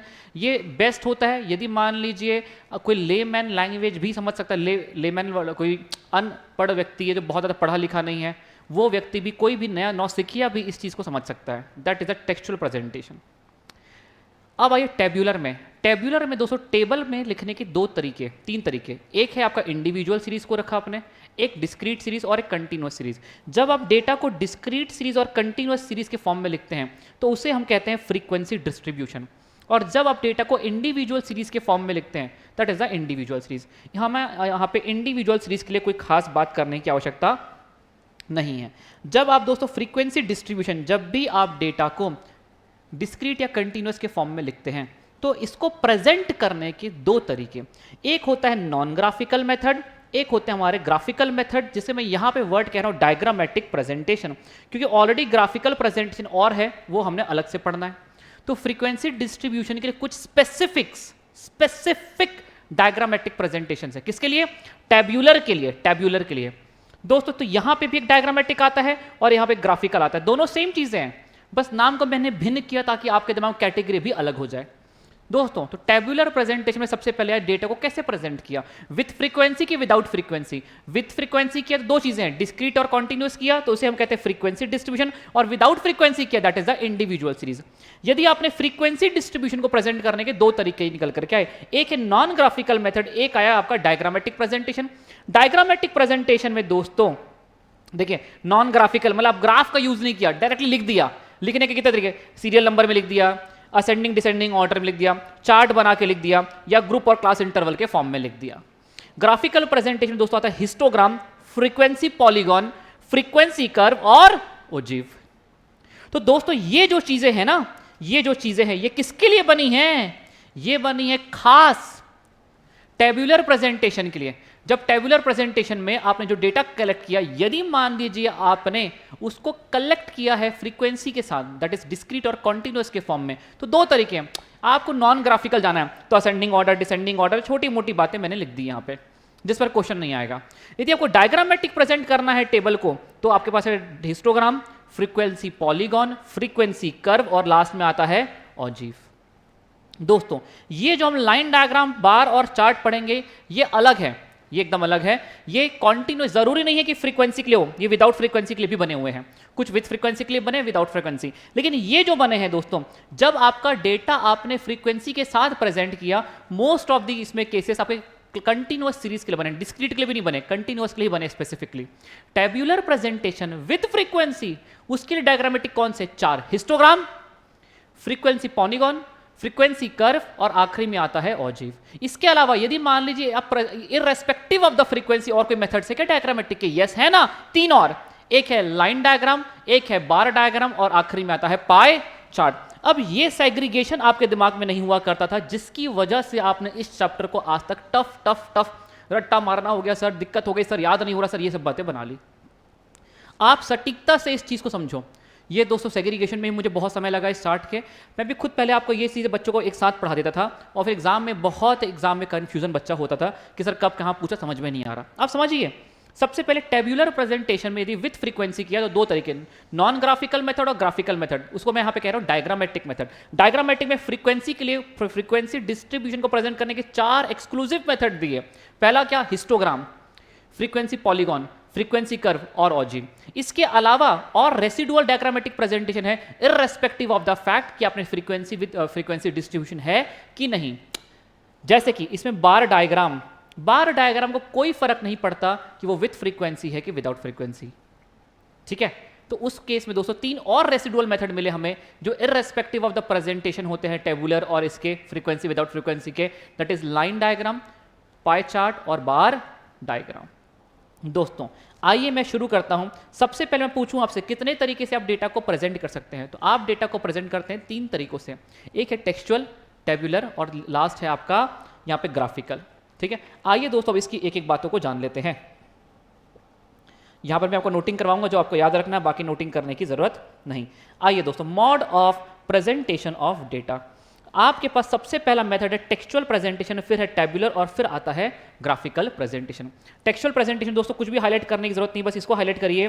The method comprising the presenting the data with the help of paragraphs और नंबर ऑफ पैराग्राफ। जब भी आप डेटा को पैराग्राफ फॉर्म में लिखते हैं, that is the textual presentation. जैसे कि इन 2009 आउट ऑफ टोटल 500 स्टूडेंट्स, इतने मेल थे, इतने फीमेल थे, उतने जो मेल थे वो इतने मुंबई के, इतने चेन्नई के थे। मतलब आपने टेबल ना बना के सभी को पैराग्राफ में लिखा। 2009 के डेटा को लिखा एक पैराग्राफ में, फिर पैराग्राफ चेंज करके 2000 डेटा को लिखा, 2010 के डेटा को लिखा, लेकिन टेबल वगैरह यूज ना करके आपने डायरेक्टली पैराग्राफ में लिख दिया। अब इसको देखने में बड़ा ये बात अच्छी इसलिए है कि सर यहाँ पर ये देखिए बहुत इसके डिमेरिट्स क्या हैं। ये बहुत डल है, मोनोटोनस है, कंपैरिजन फेलिसिटेट नहीं करता। कंपैरिजन करना इतना आसान नहीं है, पूरा पढ़ना पड़ेगा, उसको लिखना ही पड़ेगा टेबल में, तब जाके कंपैरिजन आएगा। कंपैरिजन हमें फेलिसिटेट ये नहीं करता। रिकमेंडेड सुनिएगा, सिंप्लिसिटी बहुत सिंपल है, इवन ले मैन कैन प्रेजेंट। ले मैन कैन प्रेजेंट, यदि कोई अनपढ़ व्यक्ति है जो बहुत ज़्यादा पढ़ा लिखा नहीं है, वो भी चाहे तो अपने डेटा को एक पैराग्राफ के फॉर्म में लिख करके समझ सकता है। दूसरी बात, एग्जैक्ट मैग्नीट्यूड मिल जाता है इसमें, कि वाकई में एग्जैक्ट इंफॉर्मेशन हमें मिलती है। ये ब्यूटी है इस पैराग्राफ मेथड की, जिसे हम कहते हैं टेक्सचुअल प्रेजेंटेशन। ये first step towards the method of, यदि आपको कोई डेटा को प्रेजेंट करना है, आपको टेबल बनानी है, तो टेबल बनाने से पहले पैराग्राफ तो बनाना ही पड़ेगा। उस पैराग्राफ को फिर हम टेबल में कन्वर्ट करते हैं दोस्तों, इसलिए इसे याद रखिएगा, ये होता है हमारा first step towards the presentation of data. दूसरी बात, ये एग्जैक्ट मैग्नीट्यूड को सपोर्ट करता है, और तीसरी बात सिंपल है, ले मैन भी इसको अंडरस्टैंड कर सकता है। तो इस पूरी शब्दों में मैंने जितनी चीजों को मैंने हाईलाइट किया है रेड ग्रीन से, उतनी चीजें आपको हाईलाइट करनी है। इसमें आपको ये भी हाईलाइट करने की जरूरत नहीं, बस पैराग्राफ और यहाँ पे लेमैन भी समझ सकता है, एग्जैक्ट मैग्नीट्यूड देता है, और अगली बात ये फर्स्ट स्टेप है डेटा को कलेक्ट करने का। इसके बाद टेबल बनती है, टेबल बनने के बाद ग्राफ बनते हैं, ठीक है। ऐसा नहीं कि पहले ग्राफ बन गया डायरेक्ट, नहीं भैया, पहले तो डेटा रॉ आया पैराग्राफ के फॉर्म में, फिर टेबल बनी, फिर टेबल बनने के बाद पैराग्राफ्स बने। चलिए दोस्तों, टेब्यूलर प्रेजेंट के कुछ ऑब्जेक्टिव्स हैं जिसमें कोई काम खास नहीं, इसको आपको इसमें टाइम वेस्ट करने की जरूरत नहीं है। आते हैं अब सबसे इंपॉर्टेंट बात में, दोस्तों एसेंशियल पार्ट्स, इसको आप लगा लीजिए, very very very important. Exam में क्वेश्चन यहां से जरूर आएगा, वेरी वेरी वेरी इंपॉर्टेंट। दोस्तों सुनिएगा, सारी बातें मैं समझाऊंगा और आपको ग्रीन से रेड जो मैं हाईलाइट कराऊंगा वो चीज़ों पे बहुत ज़्यादा ध्यान दे के चलिएगा। सुनिएगा, सबसे पहली बात दोस्तों, सबसे पहले यहाँ पे जब टेबल बनाई जाती है तो सबसे पहले यहाँ पर हम लिखते हैं सबसे पहली चीज़ जो कि है हमारी टेबल नंबर। जब ये टेबल नंबर तब रेफर किया जाता है जनरली, सबसे पहले होता है टेबल नंबर, उसके बाद आता है टाइटल। टाइटल आता है सबसे पहले, क्या आता है टेबल नंबर, टेबल के नंबर के बाद आता है टाइटल। दोस्तों टाइटल के नीचे ही हमारी शुरू हो जाती है टेबल बनती है। ये टेबल नंबर जनरली तब आती है जब मान लीजिए किसी एक पर्टिकुलर चीज़ को समझाने के लिए आपने बहुत सारी टेबल बना रखी हैं और टेबल में आपस में कोई लिंकेज है या तो नहीं है। आप बच्चों को बताना है कि अब इतनी सारी टेबल है, कौन सी टेबल की बात कर रहे हैं, तुम टेबल नंबर डालते हैं, टेबल नंबर 1.1, टेबल नंबर 2.6, हम ऐसे कहते हैं, हम टेबल नंबर 2.6 के आधार पर मैं ये कहना चाहता हूँ कि, तो आपने बहुत सारी इन्फॉर्मेशन दी अपने यहाँ पे क्लाइंट्स को और आपको उसके पास बहुत सारी टेबल है, तो कैसे बात करेगा कि कौन सी टेबल की बात कर रहे हैं। इसलिए दोस्तों सबसे पहले हम देते हैं टेबल नंबर। टेबल नंबर के बाद आता है उस टेबल का टाइटल, जो ब्रीफ इंट्रोडक्शन का आता है, खुद ही एक अपने डिस्क्राइब करता है किस टेबल में किसके बारे में इंफॉर्मेशन लिखी हुई है। दोस्तों एक होते हैं रोज, दोस्तों ये रहे हमारे रो, और देखिए यहां पर होते हैं हमारे हॉरिजॉन्टल होते हैं हमारे कॉलम, और वर्टिकल ये क्या होते हैं दोस्तों हमारे रोज। जो रो की हेडिंग होती है दोस्तों, ये बात याद रखिए, उससे हम कहते हैं स्टब्स। क्या कहते हैं उसे? स्टब्स। रो की हेडिंग को क्या कहते हैं? स्टब्स। और दोस्तों जो हमारी कॉलम की हेडिंग होती है उसे हम कहते हैं कैप्शन। उसे हम क्या कहते हैं? कैप्शन। तो पहली बात मैंने आपको बताई कि टेबल नंबर के बारे में बात की, फिर मैंने आपको टाइटल के बारे में बताया, फिर हमने स्टब्स के बारे में बात किया, और फिर दोस्तों हमने कैप्शन के बारे में बात कर लिया। कॉलम की हेडिंग को हम कहते हैं कैप्शन, रो की हेडिंग को हम कहते हैं स्टब्स। सबसे पहले आता है टेबल नंबर, उसके नीचे आता है टाइटल, फिर चालू हो जाता है पूरा टेबल। दोस्तों इसको हम कहते हैं बॉक्स। एक मिनट, कौन सा बॉक्स कहते हैं इसको? रुक जाइए, बता रहा हूँ मैं आपको। ट्रिगर नहीं कर रहा, रुकिए मैं बताता हूँ आपको इसको भी क्या कहते हैं हम। एक सेकंड रुकिएगा। मैं आपको लिखाऊंगा, एक वर्ड लिखाऊंगा दोस्तों, मैं इसमें आपको वर्ड लिखाऊंगा। अच्छा अभी आगे बढ़िए दोस्तों। जब ये टेबल होती है, टेबल के एसेंशियल एलिमेंट को, एसेंशियल पार्ट को, इसको हम कहते हैं बॉडी ऑफ द टेबल। जहां पूरी इंफॉर्मेशन आपने लिखी ना, कंपैरेटिव टेबल, कंपैरेटिव इंफॉर्मेशन, इसको हम कहते हैं बॉडी ऑफ द टेबल। दोस्तों उसके बाद सबसे नीचे आता है, ये मैंने आपको कितनी बात कह दी? 4। ये रहा आपका बॉडी ऑफ द टेबल 5। फिर आता है फुट नोट, फिर आता है दोस्तों सोर्स नोट, और फिर आती है डेट। यहां पे डेट भी आती है। कई बार टेबल नंबर को नीचे भी लिखा जाता है। फिर आती है यहां पे 8वें नंबर पे इसकी डेट। सुनिएगा, सोर्स नोट में हम ये बताते हैं कि डेटा को कलेक्ट कितने सोर्सेज से किया गया, प्राइमरी सोर्स से कहां से किया गया, और सेकेंडरी सोर्स से कहां से किया गया। ठीक है, कोई ऐसी एसेंशियल इंफॉर्मेशन जो हमने टेबल पे नहीं लिख पाए, उसको हम बताते हैं फुट नोट में। कहां बताते हैं? फुट नोट में। चलिए दोस्तों, तो आइए इन सब बातों को समझते हैं। सबसे पहले मैंने बताया टेबल नंबर, तो हमें आप क्वेश्चन ये पूछेगा कि इसका प्लेसमेंट कहां पर होता है, ये चीजें टेबल में कहां पर होती हैं। तो इसके लिए आप हाईलाइट करिए। सबसे पहले ये होती है आइडेंटिफिकेशन होती है, ये सेंटर में होती है, टाइटल के ऊपर होती है, या तो कई बार ये बॉटम ऑफ द टेबल पर भी होती है। जैसा कि मैंने कहा, नंबर के साथ, डेट के साथ नंबर, टेबल नंबर भी हम कई बार नीचे भी लिख सकते हैं। तो दोस्तों या तो ये होती है सेंटर पे, पहली बात तो ऊपर होती है, सेंटर पे होती है, कब कहां पे? टाइटल के ऊपर होती है, या तो ये फुट नोट पे भी हो सकती है, ये नीचे भी बॉटम ऑफ द टेबल पे भी हो सकती है। उतना ही हाईलाइट करिएगा जितना मैंने आपको यहाँ पे करके दिया है। टेबल टाइटल ये सेल्फ एक्सप्लेनेटरी होता है, जो कि बोल्ड में लिखा जाता है। सेल्फ एक्सप्लेनेटरी होता है तो पूरे टेबल के कंटेंट को डिस्क्राइब करता है, ये बोल्ड में लिखा जाता है। डेट दोस्तों, डेट क्रोनोलॉजिकल ऑर्डर में लिखी जाती है, मतलब ऐसा नहीं कि कभी भी रैंडम डेट चल रही है, क्रोनोलॉजिकल ऑर्डर में डेट लिखी जाती है। स्टब्स, जो रो की हेडिंग होती है बस यहीं पे हाईलाइट करिए, जो रो की हेडिंग होती है उसे हम कहते हैं स्टब्स, और जो कॉलम की हेडिंग होती है उसे हम कहते हैं कैप्शन। बॉडी दोस्तों ये सबसे एसेंशियल वाइटल पार्ट होता है, हाईलाइट करिए वाइटल पार्ट। सबसे वाइटल पार्ट क्या है पूरे टेबल में? वो है उसका बॉडी। यूनिट, हाँ दोस्तों यहां सुनिएगा, it the unit of measurement should always be stated along with the title. Title के साथ ही हम लोग दोस्तों बता देते हैं कि यहाँ पे सारी जो इन्फॉर्मेशन है वो केजी में है कि सेंटीमीटर में, क्या यूनिट है, सारे मेजरमेंट्स के, सारे ऑब्जर्वेशंस के क्या यूनिट हैं। तो दोस्तों यहाँ टाइटल के साथ ही हम लिख देते हैं कि सब कुछ रुपीज़ में है, कि सब कुछ केजी में है, कि सब कुछ सेंटीमीटर में है। तो दोस्तों बॉडी के साथ ही, टाइटल के साथ ही हम बता देते हैं यहाँ पे unit of measurement. Source note, कोई भी ऐसी इंफॉर्मेशन, सोर्स नोट कि जहाँ कहाँ से डेटा को कलेक्ट किया गया है, प्राइमरी सोर्स से किया गया है तो कहाँ से किया गया, और सेकेंडरी सोर्स से किया गया है तो कहाँ से कलेक्ट किया गया। Footnote contains the explanation of some specific item that can not be, यदि मान लीजिए कोई रीडर है, उस रीडर को कोई ऐसी इन्फॉर्मेशन जो टेबल को देख के समझ में नहीं आ रही, तो उसका एक एक्सप्लेनेटरी स्टेटमेंट जारी किया जाता है जिसे हम कहते हैं फुट नोट या तो रेफरेंस, दोनों।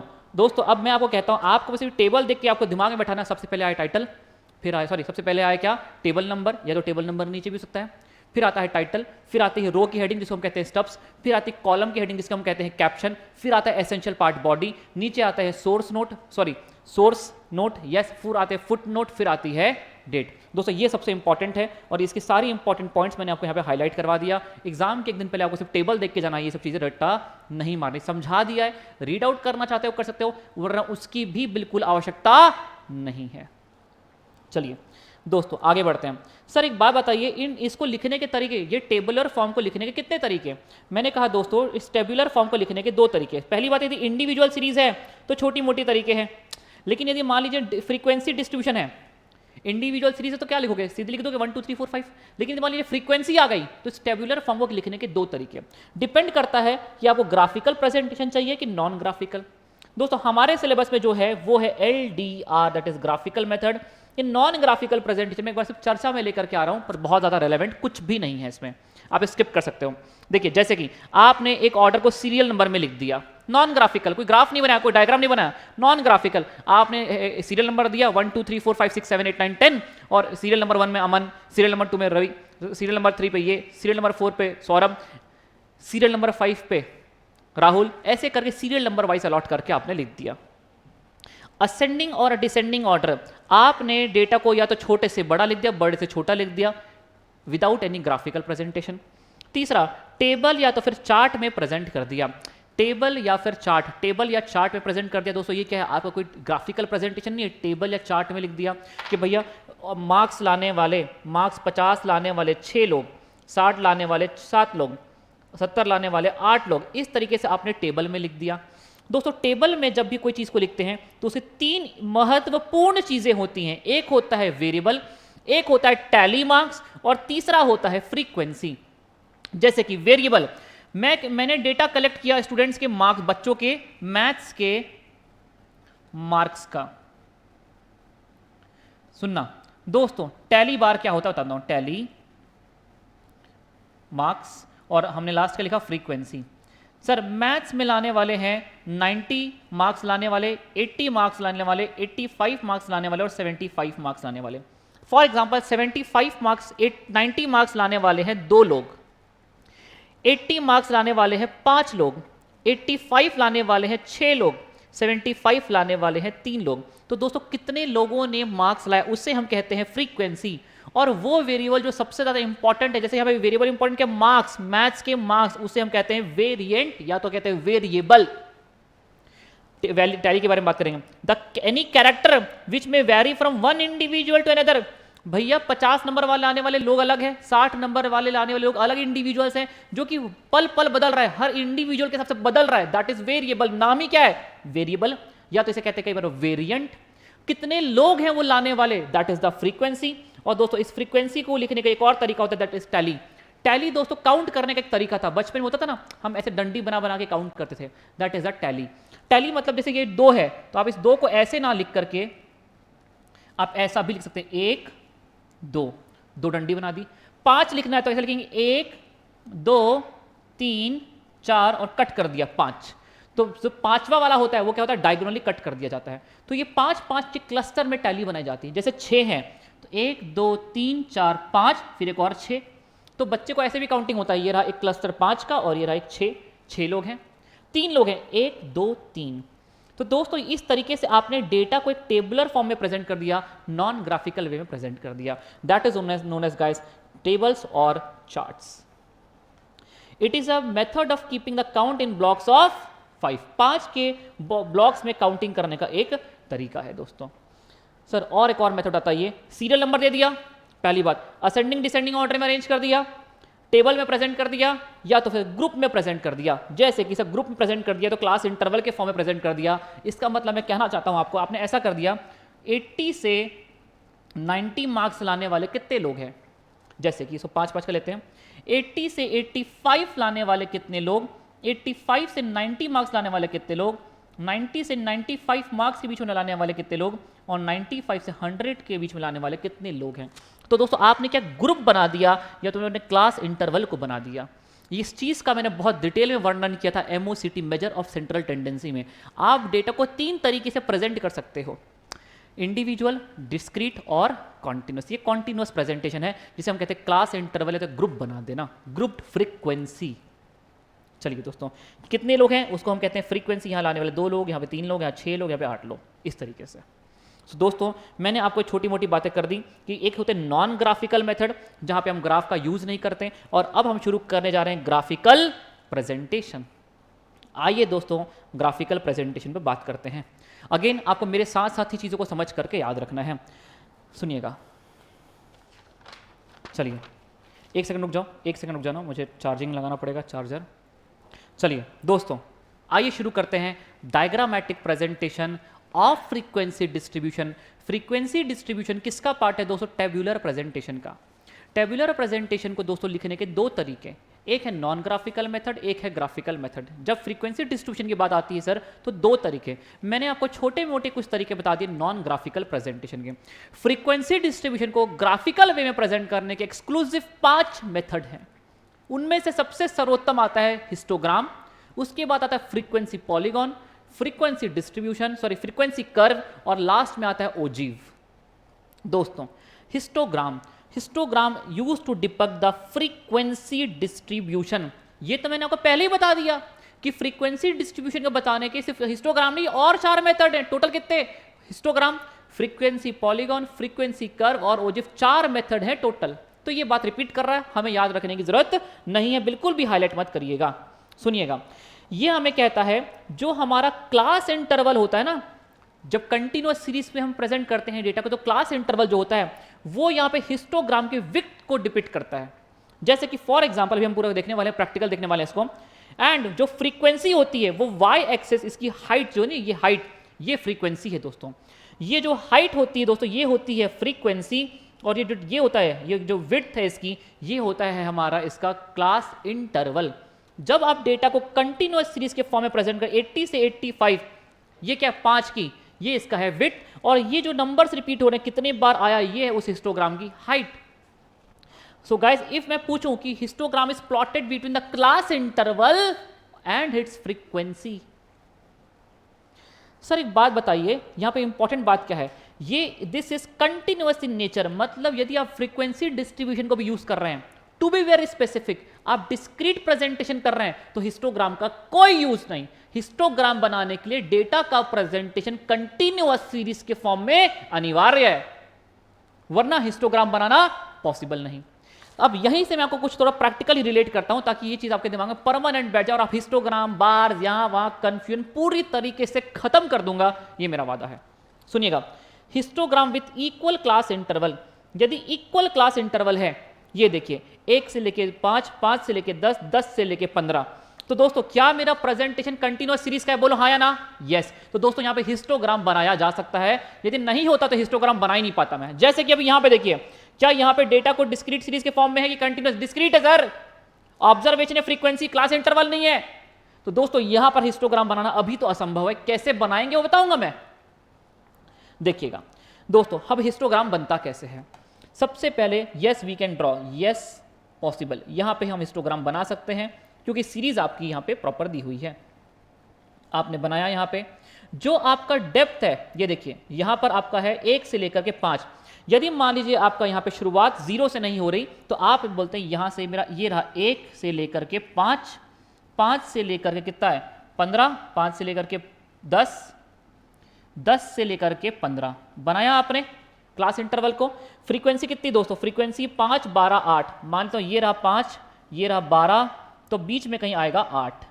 दोस्तों 1 से लेकर के 5 तक, ये देखिए ये आपका बन गया पहला हिस्टोग्राम का पहला बार, बार नहीं बोलना चाहिए इसको, ठीक है, पहला बार, ठीक है, बार बोल रहा हूं पर बार डायग्राम अलग होता है, मैं हिस्टोग्राम के बार की बात कर रहा हूं, ठीक है। दोस्तों 5 से लेके 10 के बीच में 12 लोग, जब मैंने बनाया तो आपने एक चीज नोटिस करी, कि मैंने यहाँ पे जो बार्स हैं इसके बार्स को चिपका के रखा और सभी जगहों पे इसकी विड्थ 5 5 5 5 5 5 की बराबर चल रही है। तो दोस्तों यहाँ से सीखने के लिए मिला कि हिस्टोग्राम, पहली बात तो जब तक सीरीज कंटिन्यूअस ना हो तो हम बना नहीं सकते। डिस्क्रीट प्रेजेंटेशन है तो पहले कंटिन्यूअस में कन्वर्ट करना पड़ेगा, यदि कंटिन्यूअस में कन्वर्ट कर लिया तो ही हिस्टोग्राम बनेगा, वरना नहीं बनेगा। दूसरी बात, इसकी जो विड्थ होती है वो क्लास इंटरवल की होती है और यहाँ पे सिंस क्लास इंटरवल के बीच में गैपिंग बराबर होना चाहिए, इसी वजह से हिस्टोग्राम में इसकी विड्थ 5 5 की बराबर चलेगी। यहाँ से आ गया 15 से लेकर के इसके बीच में 8 लो, तो ये आ गया 15 से लेकर के 8, 10 से 15 के बीच में 8 लो। And guys this is known as histogram. दोस्तों तो हिस्टोग्राम में मैं कंक्लूड कर रहा हूं आपको। तो सबसे पहली बात मैंने कही, ये तभी बनता है जब डेटा आपका कंटिन्यूअस सीरीज के फॉर्म में लिखा हो। दूसरी बात, यहां पे क्लास इंटरवल को बनाया जाता है एक्स एक्सिस में और आपके फ्रीक्वेंसी को रखा जाता है हाइट के माध्यम, दैट इज वाई एक्सिस पे। यहां पे सारे बार्स आपस में चिपके हुए होते हैं, इनके बीच में कोई गैप नहीं होता और इस तरीके से हिस्टोग्राम बन जाता है। अब दूसरा केस देखिए, यहां पे दोस्तों मैंने आपको 1 से 5, 6 से 9, 10 से 15 बन जाएगा। हाँ सर, कंटिन्यूअस प्रेजेंटेशन तो है, लेकिन अब देखिए यहां पे 1 से 5, यहां पे 6 से 9, सर ये सीरीज है एक्सक्लूसिव कि इंक्लूसिव? इंक्लूसिव। इंक्लूसिव सीरीज में आप हिस्टोग्राम नहीं बना सकते। सबसे पहले आपको चाहिए exclusive, convert it into exclusive series. Exclusive series कैसे कन्वर्ट करते हैं एक्सक्लूसिव में, ये भी मैंने मेजर ऑफ सेंट्रल टेंडेंसी और डिस्पर्शन में पढ़ाया था। सर जो डिफरेंस निकाला 0.5 माइनस करेंगे और इधर 0.5 प्लस करेंगे, तो जब 0.5 माइनस करेंगे तो ये बन जाएगा 0.5 से लेकर के 5.5 तक। ये सर 6 में से 0.5 माइनस करेंगे 5.5 से लेकर के 9.5 तक, फिर ये 9.5 से लेकर के 15.5 तक। और दोस्तों इस चीज को हम प्लॉट कर सकते हैं। अब ये पूरा क्वेश्चन सेम हो गया एज इट इज। दोस्तों मैं फटाफट ले रहा हूं इसको, ये आपसे बनाने नहीं पूछेगा, मैं समझाने के लिए कह रहा हूं। ये कैसे बनाएंगे, 0.5 से लेकर के कितना 5.5 तक, 5.5 से लेकर 9.5 तक, 9.5 से लेकर के 15.5 तक। और दोस्तों जैसा हिस्टोग्राम था फ्रीक्वेंसी के साथ हम प्लॉट कर देंगे, दैट इज इमटेरियल। मैं बस ये जानना चाहता हूं, यदि क्वेश्चन आ गया हिस्टोग्राम क्या यहाँ पे प्लॉट किया जा सकता है, आपने देखा यस यदि यहाँ पे एक्सक्लूसिव सीरीज होना चाहिए। इंक्लूसिव है तो बना सकते हैं यस, यदि एक्सक्लूसिव सीरीज में कन्वर्ट कर लिया जाए तो। दोस्तों सर यहाँ पे एक चीज और है, वैसे हमारे हिस्टोग्राम की शुरुआत यदि 0 से नहीं होती तो दोस्तों यहाँ पे हम स्ट्रेट लाइन नहीं बनाते, ओरिजिन से लेके वहां तक ऐसे क्रिंच बना के चलते हैं कि बना के चलते, क्या कहते हैं हम इसको, किंक मार्क कहते हैं। क्या कहते हैं, किंक मार्क। ऐसा एक किंक मार्क बना के चलते हैं। किंक मार्क इस तरीके से होता है, ये होता है दोस्तों किंक मार्क। दोस्तों किंक मार्क ड्रॉ किया जाता है 0 से लेके वहां तक जहां से हिस्टोग्राम शुरू हो रहा है, इसे हम कहते हैं kink mark.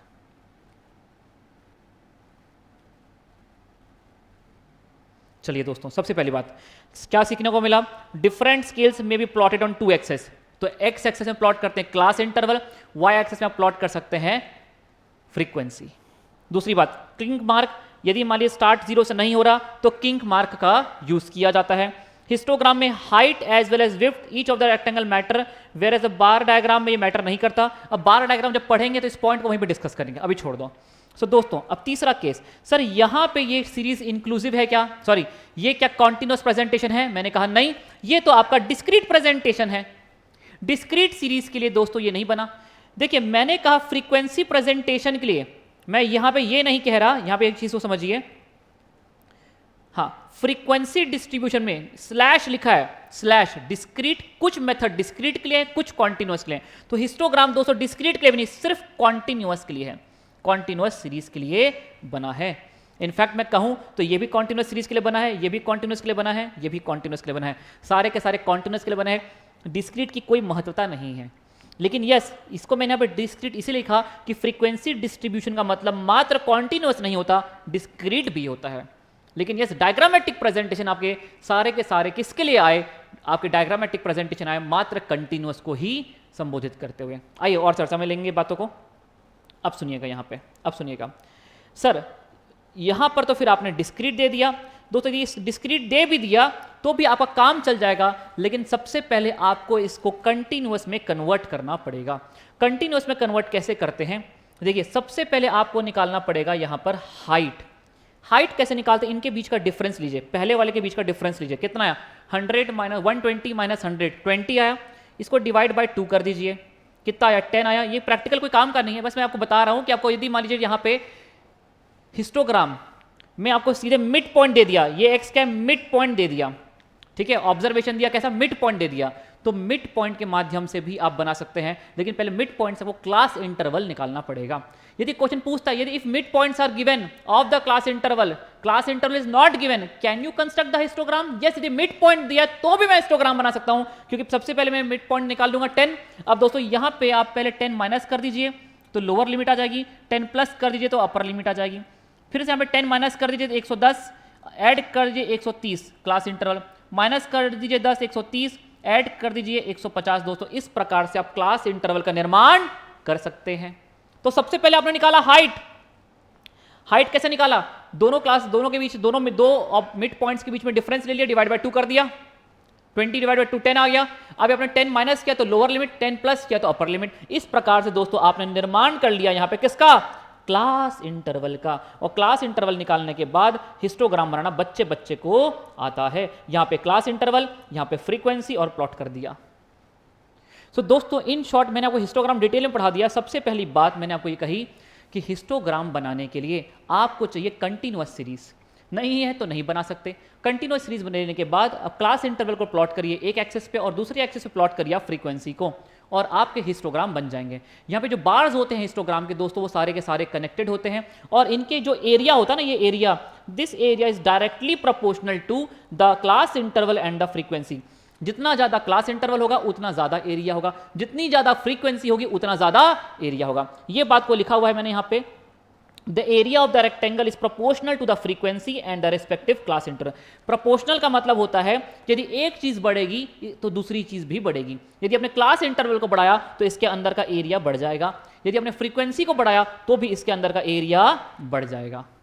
So guys this is all about the histogram. दोस्तों मैं यहाँ पे पहला आपको ग्राफिकल प्रेजेंटेशन कवर अप करता हूँ, दैट इज हिस्टोग्राम। अब आइए फटाफट चीजें कवर अप होने वाली हैं, क्योंकि मैं अब आपको डायग्राम बनाने में टाइम वेस्ट नहीं करूंगा, सिर्फ समझाऊंगा आपको। दोस्तों फ्रीक्वेंसी पॉलीगॉन क्या होता है? फ्रीक्वेंसी पॉलीगॉन कहता है सबसे पहले हिस्टोग्राम बनेगा। जब हिस्टोग्राम बन जाता है तो ये जो बार्स है, टाइटल्स हैं, इन सभी का मिड पॉइंट निकालिए, और इन मिड पॉइंट को ज्वाइंट करने से जो लाइन बनती है, इस लाइन को हम कहते हैं फ्रीक्वेंसी पॉलीगॉन। ये मिड पॉइंट सारे टाइटल्स के, हिस्टोग्राम के सारे बार्स को मिड पॉइंट को ज्वाइंट कर दिया जाए तो उससे क्या बनता है? Frequency polygon. That's all. तो मैं कह सकता हूं क्या फ्रीक्वेंसी पॉलीगॉन तभी बनेगा जब पहले हिस्टोग्राम बनेगा। तो हिस्टोग्राम की सारी बात एप्लीकेबल है इसको। पहले हम हिस्टोग्राम बनाते हैं, फिर टाइटल्स के मिड पॉइंट को ज्वाइन करते हैं और फ्रीक्वेंसी पॉलीगॉन बन जाता है। दोस्तों यदि यहां पर आपको कंटिन्यूअस सीरीज ना मिड पॉइंट दे देगा तो कन्वर्ट करने की जरूरत नहीं, मिड पॉइंट से आप अपना हिस्टोग्राम फ्रीक्वेंसी पॉलीगॉन डायरेक्ट बना सकते हैं। अच्छा, अब यहां पे बात ये आती है, सर ये जो फ्रीक्वेंसी पॉलीगॉन की शुरुआत कहां से करते हैं? यदि यहां पे दोस्तों माना जाता है कि इसके पहले भी हम एक अज्यूम करके चलते, एक अजम्पशन होता है, जैसे यहां पे शुरुआत हो रही है 10 से लेके 150 के बीच में 25 लोग, फ्रीक्वेंसी बन जाएगा वाई एक्सेस में, और ये जो गैपिंग है, जो क्लास इंटरवल है, ये आ जाएगा एक्स एक्सेस में। फिर आपके बन जाएंगे हिस्टोग्राम, और हिस्टोग्राम के मिड पॉइंट को ज्वाइन करने से बन जाएगा आपका क्या? Frequency polygon.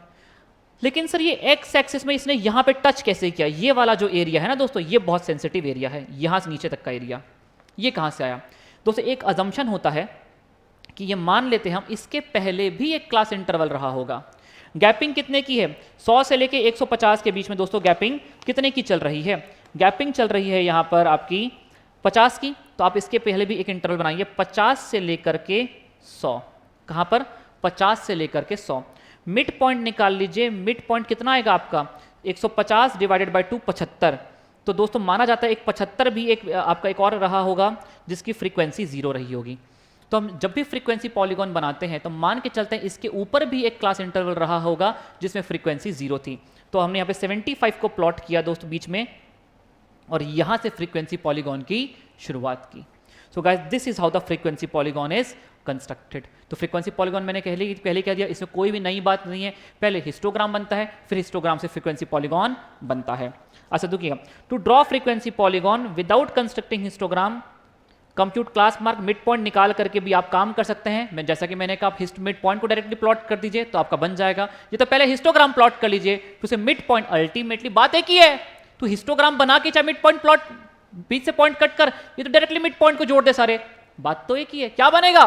Frequency polygon. Guys we are done with the frequency polygon. आइए अब आगे बढ़ते हैं फ्रीक्वेंसी कर्व की ओर।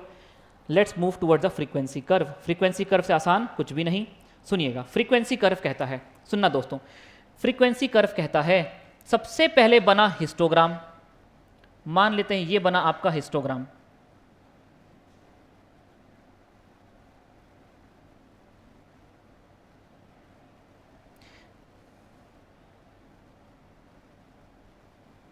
हिस्टोग्राम के मिड पॉइंट्स को ज्वाइन करने से बना आपका, हिस्टोग्राम के मिड पॉइंट को ज्वाइन करने से बना आपका फ्रीक्वेंसी पॉलीगॉन।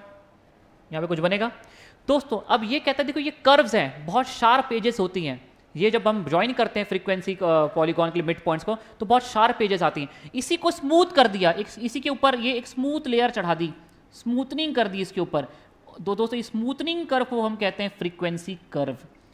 हम क्या करते हैं, पहले हिस्टोग्राम बनाते हैं, फिर फ्रीक्वेंसी पॉलीगॉन बनाते हैं, और जो फ्रीक्वेंसी पॉलीगॉन के ऊपर उसको स्मूथ कर देते हैं, स्मूथ कर्व बनाते हैं उसके ऊपर एक, और स्मूथ कर्व को हम कहते हैं फ्रीक्वेंसी कर्व। दोस्तों इसके लिए कोई मेथड वगैरह प्रिस्क्राइब नहीं है, बस एक थ्योरी पॉइंट है, याद रखिएगा। तो यदि मैं कहूं तो मैं ये कहूंगा सबसे पहले बनता है हिस्टोग्राम, हिस्टोग्राम से उत्पत्ति हुई फ्रीक्वेंसी पॉलीगॉन की, उससे उत्पत्ति हुई फ्रीक्वेंसी कर्व की। Frequency curve is drawn by smoothening the frequency polygon. बस इतनी ही बात आपको याद रखनी है। अब सुनिएगा दोस्तों, टू ड्रॉ फ्रीक्वेंसी कर्व सबसे पहले हिस्टोग्राम बनेगा, फिर फ्रीक्वेंसी कॉल बनेगी, और लास्ट में स्मूथ करने के बाद फ्रीक्वेंसी कर्व बनेगा, जो कि मैंने आपको यहां पर लिखवा दिया। अब इस पर क्वेश्चन जो आते हैं बहुत जबरदस्त कैसे आते हैं मैं बताता हूं आपको, सुनिएगा दोस्तों। कितने तरह के फ्रीक्वेंसी कर्व होते हैं? 4 तरह के होते हैं। एक होता है बेल शेप्ड, पहला होता है बेल शेप्ड, दूसरा होता है यू शेप्ड, तीसरा होता है दोस्तों जे शेप्ड, और लास्ट होता है मिक्स्ड। मैं जो हाईलाइट करवा रहा हूं मेरे साथ साथ हाईलाइट करिएगा। सुनिए दोस्तों, सबसे पहली बात आपको यहां पे ये याद रखनी है, यहां पर क्वेश्चन आया था एग्जाम में, विच one of the following is most commonly used frequency curve. दोस्तों बेल शेप्ड जो होता है ये सबसे मोस्ट कॉमनली यूज्ड होता है, हाईलाइट करो, मोस्ट कॉमनली यूज्ड। दूसरी बात दोस्तों, ये अपने मिनिमम पॉइंट से शुरू होता है। क्लास है क्या सर आपकी? क्लास है क्या सर? अच्छा बस 10 मिनट छोड़ दो guys, let's cover up this, ठीक है, फिर हम अगली चीज़ें बाद में क्लास देखेंगे। दोस्तों ये अपने मिनिमम पॉइंट से शुरू होता है, मैग हाइट पे जाता है, उसके बाद इसका डाउनफॉल शुरू होता है और ये लोएस्ट पॉइंट पे आ जाता है। तो दोस्तों सबसे पहले क्या आएगा, ये बेल शेप्ड कर्व होता है, starts from the low point से शुरू होता है, मैक्सिमम पॉइंट पे जाता है, फिर से लोएस्ट पॉइंट पर पे आ जाता है। तो बेल शेप क्या होता है, लो पॉइंट से शुरू हुआ, हाईएस्ट पॉइंट पे आया, फिर लो पॉइंट पे आता है। यू शेप दोस्तों हाईएस्ट पॉइंट से शुरू होता है, यू शेप हाईएस्ट पॉइंट से शुरू होता है, लोएस्ट पॉइंट पे आता है, फिर से हाईएस्ट पॉइंट पर चढ़ जाता है। जे शेप्ड दोस्तों, जे शेप्ड आपका एक लोअर पॉइंट से शुरू होता है, सॉरी आपका एक लो पॉइंट से शुरू होता है, मिनिमम से शुरू होता है, starts with the minimum frequency, highlight करिए, starts with the minimum frequency और मैक्सिमम फ्रीक्वेंसी पे जाता है, और मैक्सिमम फ्रीक्वेंसी पे जाता है। यदि किसी ने जे को ऐसा पकड़ लिया, याद रखिए जे है, ये जे ऐसा है, तो कैसा है, मिनिमम से शुरू होता है और मैक्सिमम पे जाता है। दोस्तों मिक्स में कोई बात नहीं होती, कभी लो कभी हाई चलता रहता है। तो क्वेश्चन पूछेगा कौन से ग्राफ में मिनिमम से मैक्सिमम जाते हैं, जे शेप्ड में। कहां पर मिनिमम से मैक्सिमम फिर मिनिमम पर आते हैं, बेल शेप्ड। यहां पे एक और चीज लिखिए दोस्तों, ये प्रॉफिट ऑफ द कंपनी का जब ग्राफ बनाया जाता है तो बेल शेप्ड को फॉलो करता है, profit of company follows the bell shaped curve, follows the bell shaped curve. दोस्तों अभी यहाँ पर दूसरी क्लास है तो मुझे यहाँ पर इस क्लास को पैकअप करना पड़ेगा। चलिए, लेकिन हमने जितना पढ़ा हमारा आज यहाँ पे मैक्सिमम पोर्शन कवर अप हो गया है। ये ओजिव बहुत इंपॉर्टेंट है, तो ओजिव वाला कॉन्सेप्ट मैं नेक्स्ट क्लास में लेकर चलूँगा। अभी अपनी यहाँ पे क्लास को मैं खत्म करता हूँ। चलिए ठीक है, जितना मैंने पढ़ाया आप रिवाइज करके आइएगा। अगली क्लास पर हम स्टैटिस्टिकल डिस्क्रिप्शन ऑफ डेटा पूरा खत्म कर लेंगे। See you in the next class guys, bye.